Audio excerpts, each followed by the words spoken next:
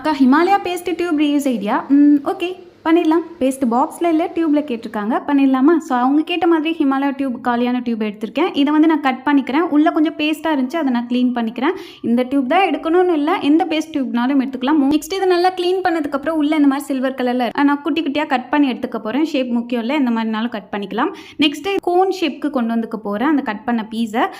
எண்டிங்கில் clue apply பண்ணி finish பண்ணிக்கிறேன். இந்த கீழே வந்துட்டு பார்த்தீங்கன்னா சேமான சைஸில் இருக்கிறதுக்காக கட் பண்ணி எடுத்துக்கிறேன். இதே மாதிரி நான் கட் பண்ணி வச்ச எல்லா பேஸ்ட் பீஸ்லேயே வந்துட்டு எடுத்துக்கிறேன்.